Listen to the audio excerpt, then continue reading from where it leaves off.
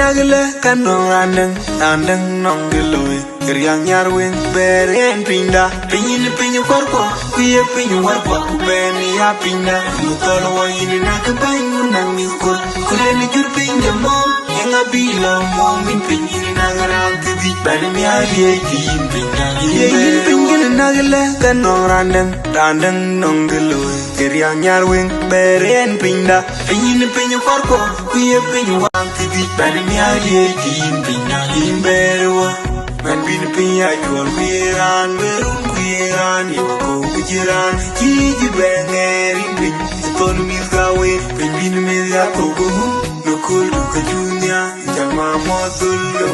itu paling pinya duida yang wengir yang ngajirut gala mala chicken rato ya satin majira bele yang wenga diaw tu gato gede pinyara lo kaini da yang wengir yang ngajirut gala mala chicken rato ya satin majira bele yang wenga diaw tu gato gede pinyara lo kaini dengerin hango chini tiaba ya lwal mari ko utyen kai cholo wenga jagnya gede kuto wata ngi jara na jinkubu krai duinu wala do kubona du joran gagna wanti bogi yakida yen wo buja nirin go imera jawa yarwe bado mati fakir awe fakir jari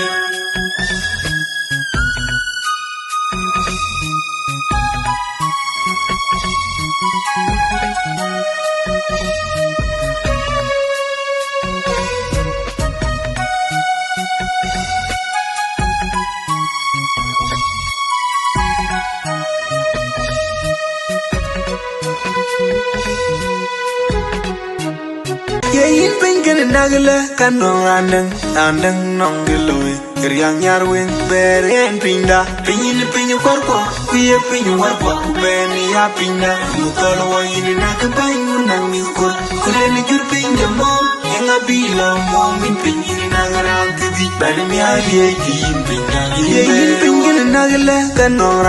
anang nong giloy Kiriang nyarwing beren pinda Pinyin pinyo korko kuya pinyo warko Bani mi aliye kiyin pinda Yin berwa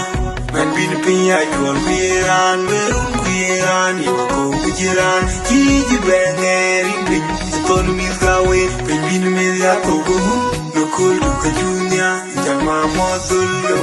itu paling pinya duida yang wengir yang ngajirut gala mala chicken rato ya satin majira bele yang wenga diaw tu gato gede pinyara lo kaini da yang wengir yang ngajirut gala mala chicken rato ya satin majira bele yang wenga diaw tu gato gede pinyara lo kaini dengerin hango chini tiaba ya lwal mari ko utyen kai cholo wenga jagnya gede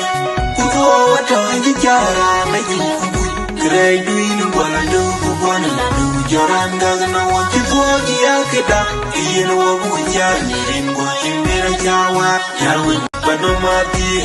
fakir awe fakir jari